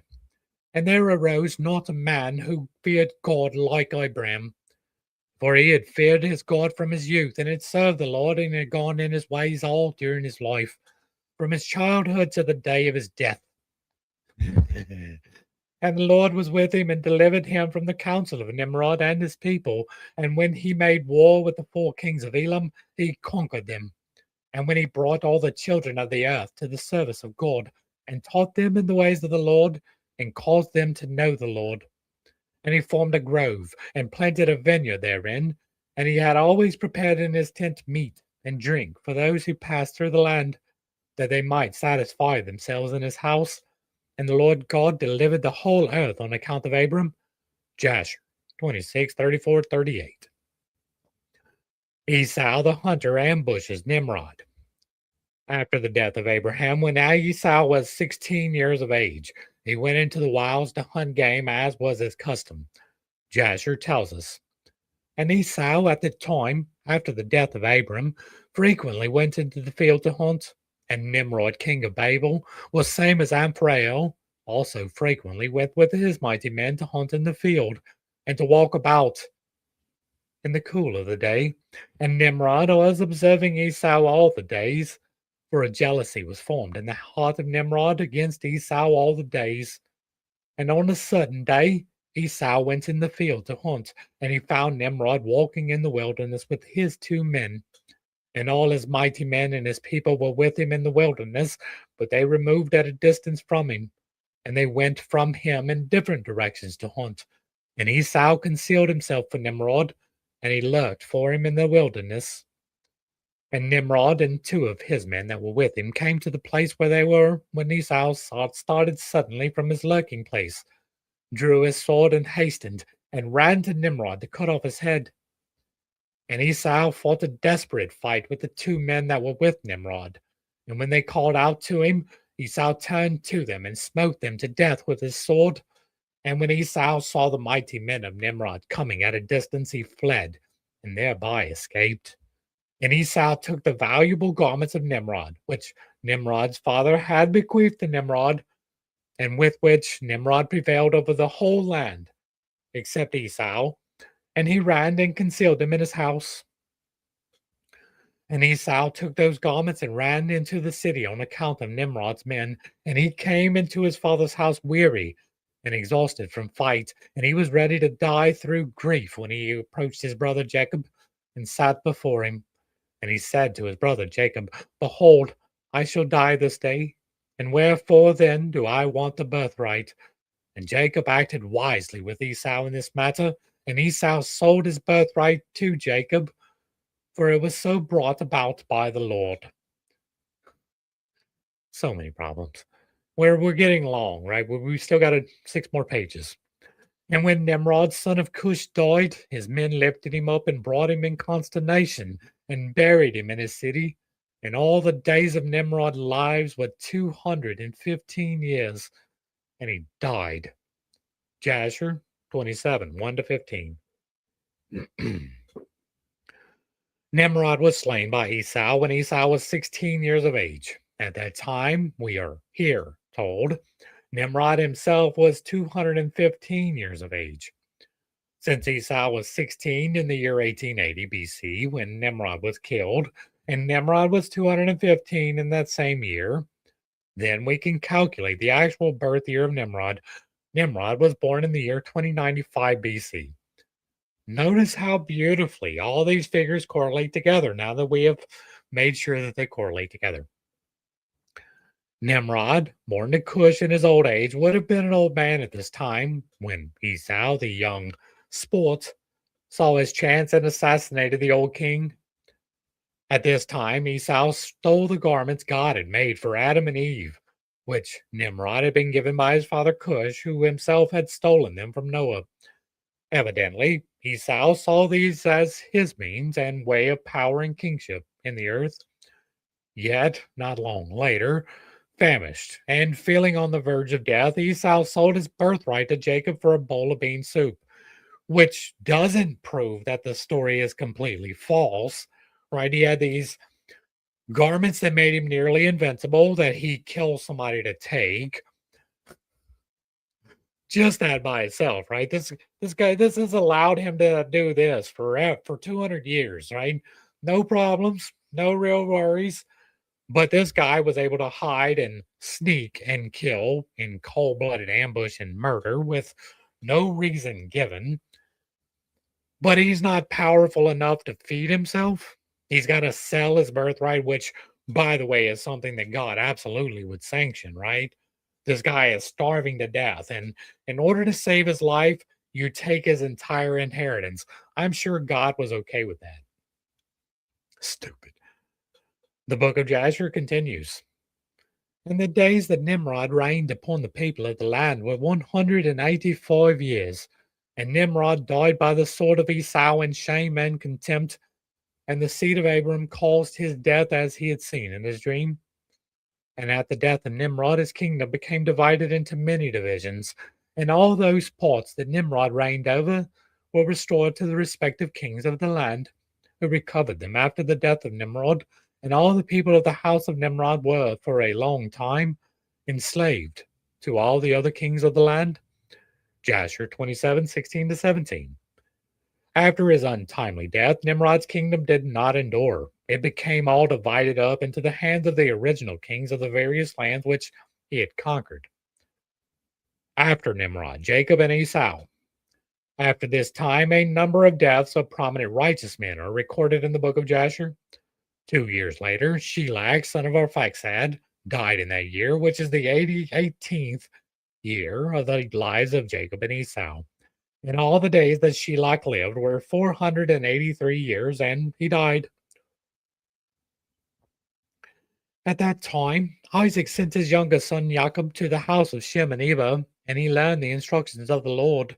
And Jacob remained in the house of Shem and Eber 32 years. And Esau and his brothers did not go, for he was not willing to go. And he remained in his father's house in the land of Canaan. Jasher 28:17-18. The year Shelag died then was 1880 BC. And that same year, Jacob was sent to the house of Shem and Eber to learn the ways of God, even as Abraham had been. And he remained there for 32 years, from 1880 until 1848. Then he returned to Isaac and Rebekah. Esau, in the meantime, roamed wildly in his hunting trips, and when he was 40 years of age, he married a Canaanite woman living in the land of Seir. Jasher 28:22-23. At this point, the book of Jasher gives us another vital benchmark. We read, and it came to pass in those days, in the 110th year of the life of Isaac, that is, in the 50th year of the life of Jacob, in that year, Shem, the son of Noah, Shem was 600 years old at his death. And when Shem died, Jacob returned to his father in Hebron. Jasher 29:24-25. Shem died then in the year 1846 BC. He was born 98 years before the flood. He was 100 years old, 100 years old, 2 years after the flood. See Genesis 11:10, and died 500 years after the death of Arphaxad. Genesis 11:11. The flood occurred in 2348 BC. Since Shem was 600 when he died, and since he was born in 2446 BC, his death would have been in 1846 BC. Since the book of Jasher shows that Jacob was 50 years old and Isaac was 110 at this point in time, when Shem died, these facts once again confirming that Jacob's birth was in 1896, 50 years before, and the birth of Isaac was in 1956 BC, 110 years before. Jacob versus Esau, the rivalry.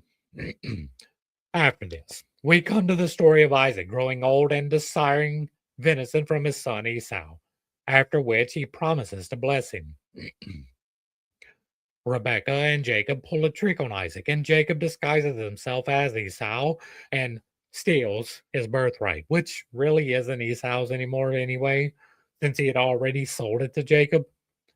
Esau is so enraged at this act of trickery that he vows to kill Jacob. We read, and Jacob was very much afraid of his brother Esau, And he rose up and fled to the house of Eber, the son of Shem, and he concealed himself there on account of his brother. And Jacob was 63 years old when he went forth from the land of Canaan to Hebron. And Jacob was concealed in Abner's house 14 years on account of his brother Esau.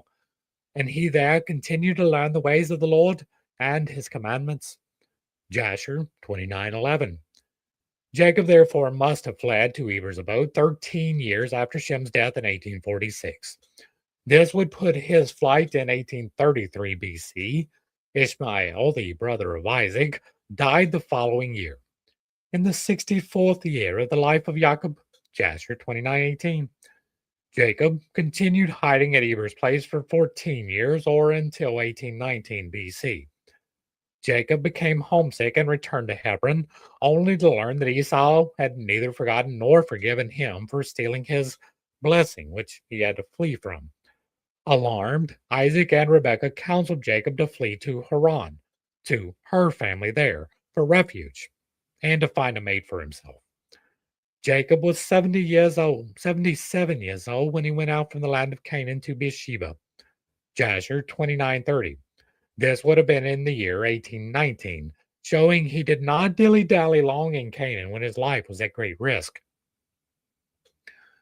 2 years later we read, and in the second year of Jacob's dwelling in Haran, that is, in the 79th year of the life of Jacob, in that year died Eber, the son of Shem. He was 464 years old at his death. Jasher 30:16. This would have been 1817 BC. After Jacob dwelt 20 years with Laban, serving him, marrying his two daughters Leah and Rachel, Jacob noted that conditions were getting difficult for him and his growing family. Laban had changed his wages deceitfully 10 times and sought to impoverish Jacob, but God turned his conniving trickery into a blessing for Jacob and supernaturally blessed his sheep. At the end of 20 years, God appeared to Jacob and told him to go back to Canaan. Jasher 31:37, 32:3. Of course, this meant he would encounter Esau once again. Esau indeed came out to seek vengeance on Jacob, but the book of Jasher informs us. And the Lord heard the prayer of Jacob on that day, and the Lord then delivered Jacob from the hands of his brother Esau. And the Lord sent 3 angels of the angels of heaven, and they went before Esau and came to him. And these angels appeared to Esau and his people as 2,000 men, riding upon horses, furnished with all sorts of war instruments. And they appeared in the sight of Esau and all his men, to be divided into 4 camps, with 4 chiefs to them. And one camp went on, and they found Esau coming with 400 men towards his brother Jacob. And this camp ran towards Esau and his people and terrified them. And Esau fell off the horse in alarm, and all his men separated from him in that place, for they were greatly afraid. And the whole of the camp shouted after them when they fled from Esau, and all the warlike men answered, saying, Surely we are the servants of Jacob, who is the servant of God, and who then can stand against us? Jasher 32:27-32. 4 times such camps of angels ran at Esau and his men, terrifying them and causing them great anguish and astonishment. No doubt many of them wet their breeches that day. After these awesome, frightening events, Esau's heart was temporarily changed, and instead of seeking to destroy his brother, he came to him in peace. He concealed his hatred in his heart because of his fear. 32:39-40. The return of Jacob to Canaan would have been 20 years after he left, or the year 1799 to 1800 BC. And it was in those days, in that year being the 106th year of the life of Jacob, and the 10th year of Jacob's coming from Padan Aram, that Leah, the wife of Jacob, died. She was 51 years old when she died in Hebron. Jasher 41:2. This would have been the year 1790 BC. Leah, therefore, was born in 1841 BC. In the following year, Joseph, the son of Jacob, being a younger son, was 17 years old when he dreamed a dream that seemed to exalt him over his brothers, causing them great anger and animosity. Jasher 41:9. This may have been in 1789 BC, following the death of Leah. Soon, they've had enough of his sass and counsel to get rid of him permanently. Joseph was sold as a slave and wound up a slave to Potiphar in Egypt. The next year, when Joseph was 18 years of age, 1788 BC, that he came to the attention of Potiphar's wife, who fell in a deep lust for the young Hebrew lad, Jasher 44, 14 to 16. She later accused Joseph of attempting to rape her, and Potiphar, believing her report, had Joseph cast into the king's prison. And Joseph was in the house of confinement 12 years. Jasher 44:76. See also 46:20. This period of imprisonment in the dungeon would have been from 1788 to 1776 BC. Joseph was thrown into the prison at the age of 18 and remained there 12 years or until the age of 30. During this period, Isaac died at the age of 180 years, and Jacob and Esau fell upon the face of their father Isaac, and they wept. And Isaac was 180 years old when he died in the land of Canaan in Hebron, and his sons carried him to the cave of Machpelah, which Abram had bought. And all the kings of the land of Canaan went with Jacob and Esau to bury Isaac. Jasher 47:10 and 11. The year would have been 1776 BC, the final year of Joseph in the dungeon. The story of how Joseph was delivered from prison and interpreted the Pharaoh's dreams and became second in command throughout all the land of Egypt is well known. The book of Jasher, again, gives a much more detailed picture of the story. The author declares, and Joseph was 30 years old when he stood before Pharaoh, and Joseph went out before the king, and he became the king's second in Egypt. Jasher 49:38. Joseph built himself a beautiful mansion, like unto the houses of kings. Verse 39. 3 years was Joseph erecting his house. Verse 40. Joseph even had an army numbering 40,000 troops. The year 1776 BC. Interesting, isn't it, that the modern end time house of Joseph, United States of America, no thank you, will not take that appellation, had its year of independence also as 1776, that is, 1776 AD. At the revolution of the year, in the second year of Joseph's reigning over Egypt, the Lord gave great plenty throughout the land for 7 years, as Joseph had spoken. For the Lord blessed all the produce of the land in those days for 7 years, and they ate and were greatly satisfied. Jasher 57. Joseph stored the excess grain in silos and treasuries. For 7 years, they stored up all the extra surplus grain, knowing that these 7 years of famine were coming. These 7 bountiful years would have been 1775 to 1769. Therefore, the crushing years of famine and drought would have been 1768 to 1762. The story of reconciliation of Joseph and his brothers, who had sold him into slavery, is well known, and it is an appropriate close that Joseph sold his brothers into slavery, becoming the first socialist dictator in history. The book of Jasher adds much more to detail to this incredible biblical epic. Ultimately, at the closing stages of the famine, Jacob and his entire family go to Egypt to live with Joseph, where they are given the choice land of Goshen in the Nile Delta for their inheritance. As slaves, they were inherited as slaves. They live there many years and are incredibly blessed. Jacob blesses the 2 children of Joseph, born in Egypt, Ephraim and Manasseh, and adopts them as his own. The book of Jasher tells us, and Joseph was very aged, advanced in years, and his 2 sons, Ephraim and Manasseh, remained constantly in the house of Jacob, together with the children of the sons of Jacob and their brethren, to learn the ways of the Lord and his law, which still does not exist. Jasher 55:35. And Jacob lived in the land of Egypt 17 years, and the days of Jacob and the years of his life were 147 years. Jasher 56:1. Thus, Jacob was 147 years old when he died. Since he was born in 1896, his death occurred in the year 1749 BC. since he was in Egypt 17 years. Then Jacob emigrated to Egypt in the year 1766 BC. Chronology and the Exodus saga. In the book of Exodus, we read an amazing statement. Now, the sojourning of the children of Israel who had dwelt in Egypt was 430 years, and it came to pass at the end of the 430 years, even the self same day, it came to pass that all the host of the Lord went out from the land of Egypt. Exodus 12, 40, 41. What was the day that began counting? Was that the day that the brothers came seeking food? Was it the day that they brought their father back? Was it the day that they sold the livestock? Or was it the day that they started or they sold themselves? Which day exactly started the count so that we can have exactly on that self same day it came to pass? What was that date exactly? Exodus 12, 40, 41.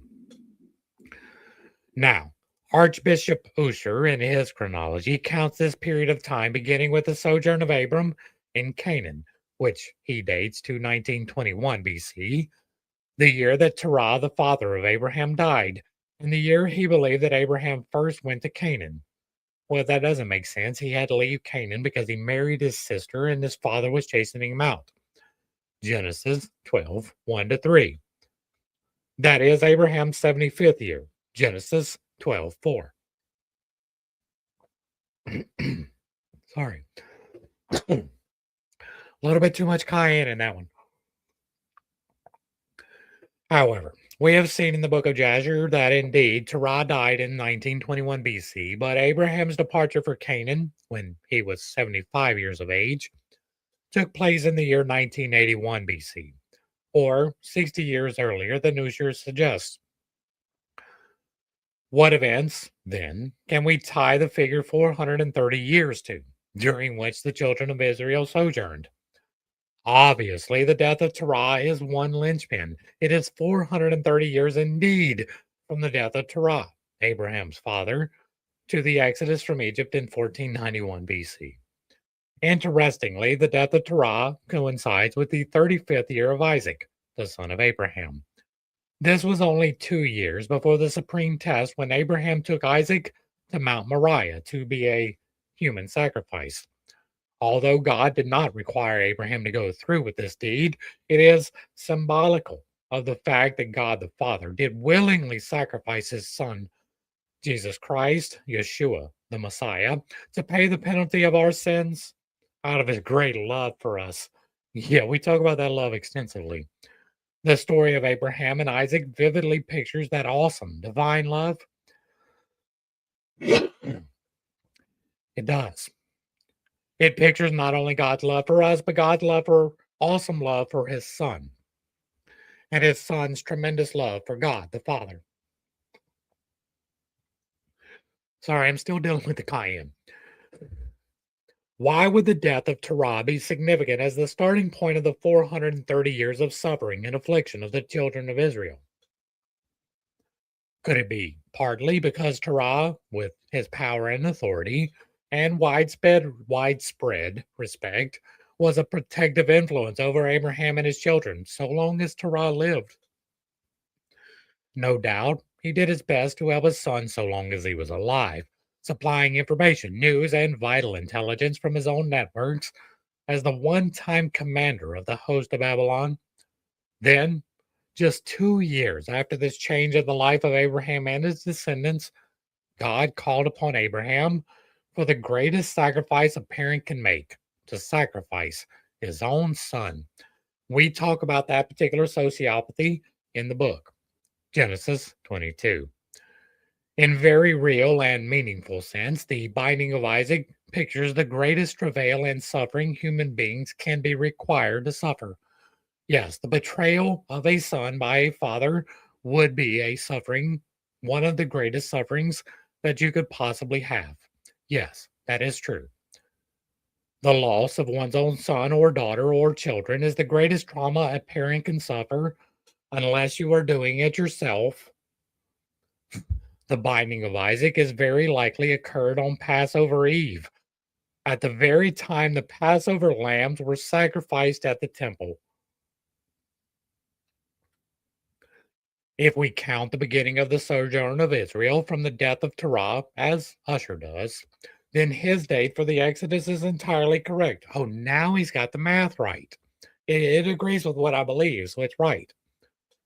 Abraham himself did not first enter Canaan on that date, but 60 years earlier. However, the scripture in Exodus speaks of the sojourning of the children of Israel and not Abraham himself. Although Abraham, Isaac, and Jacob are all considered Israel in the greater sense, since they are the three great patriarchs, the sojourning, when Abraham, Isaac, and their families were completely cut off from outside support, would have begun at the death of Abraham's father, Terah, who turned him in for being a heretic. His death would have marked the time when they were entirely on their own, as it were.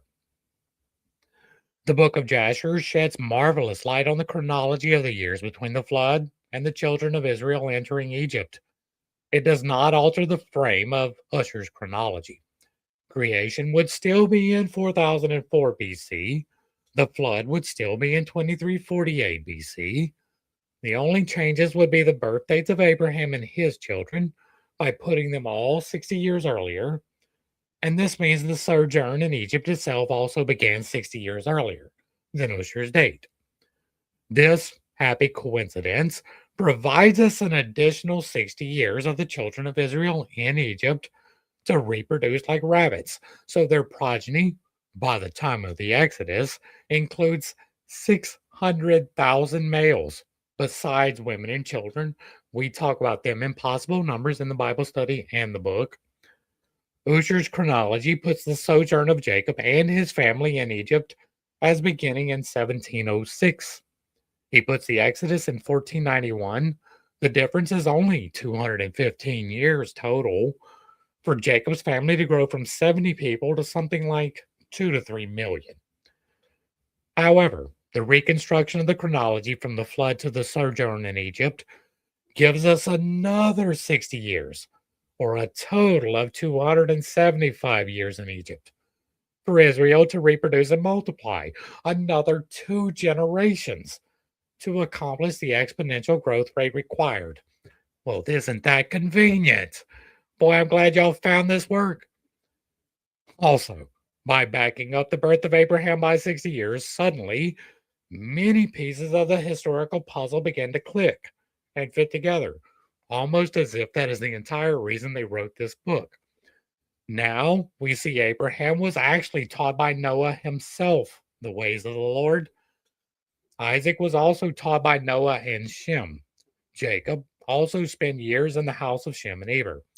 If it is true that Abraham learned from Noah and that Isaac learned from Noah and Shem, they completely perverted any particular understanding of it. The new chronology also helps us to pinpoint in history the Tower of Babel cataclysm, the birth of Nimrod and Nimrod's rise to power, his relationship to Terah, Abraham's father, and his dealings with Abraham himself and his children, and his murder at the hands of Esau, Isaac's son. It's all quite a fascinating story. Read it for yourself. I'm going to read it for you. You are more than welcome to tag along as we do so, but that's going to bring us to the end of today's particular exploration of this work. We will be back this time tomorrow to continue along. We will try to break it apart as it is necessary. Hopefully, I brought a little bit of enlightenment and not too much confusion to a series of somewhat difficult topics. I understand that I hold some unconventional beliefs, and I do have a tendency to step on toes when I relay those. It is not intentional, but it is not something that I apologize for. We are here to help discern what is real from what is not.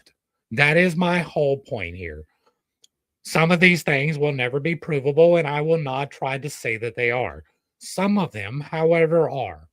It is provable that there was never a worldwide flood of biblical proportions as described by either one of these two texts. Neither one of those two is supported in the anthropological or the archaeological records at all. There is no evidence for a worldwide flood. Many regional floods, yes. Quite significant in nature, yes. Worldwide, no. There are many, many inconsistencies, and we will be pointing out many more as we go along. But Abraham fled because he was married to his sister. That was explicitly against the law in the land in which he fled from. That is available from archaeology. We know where he came from. We know the time period when it was supposed to be. And we know the laws that were recorded in that particular area. It was illegal to have incestuous relationships. He married his sister. He had to flee because he married his sister. It's not an illogical deduction to make from that. The life of Abraham was reprehensible. He exhibited terrible actions throughout the entirety of his life, and it just got worse the further along in the patriarchs we get. I don't say that idly. I don't say that to piss people off, even though it does. I say that because I discovered it from reading the book itself. I have 161 videos of me doing this with the Bible. We went through piece by piece. And if a word was funny, we went and looked up and saw what it meant. We went through the geography. We looked at the battlefields. And we looked at this through the lens of what is actually possible, what is highly unlikely, and what would need supernatural intervention. Some of it has some historical veracity, but the vast majority of it does not. There is no archaeological record of Abraham, of Moses, of Noah. There isn't. It's only within the Old Testament. That's the only place that these things exist. And what is recorded there defies credulity. You have to be convinced that it is true in order to believe that it is true. There is no reason to believe it otherwise. If you like what I'm doing over here, let me know down below. Give me a like, a share, a follow. Throw me a comment, whether you agree or disagree with anything that is stated. Put it in the box down below. And if it remains respectful, it will remain up.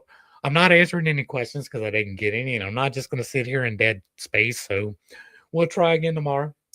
If you really found value, I ask that you admit the super thanks. Consider joining for a membership or picking up a copy of any of my books. The one on the end, A House Built Upon Shifting Sands, takes care of this entire argument already, right? That is the knowledge that I am going to be arguing from as we destroy this particular piece of work. And so, to the crew, thanks for hanging out. I appreciate every single minute that you are here with me, and I am praying for you every single day. Until next time, I love you. God loves you. You are perfect, whole, and complete, just the way that you are. And this has been Pitt State. Peace. Thank you, Lord. That'll work.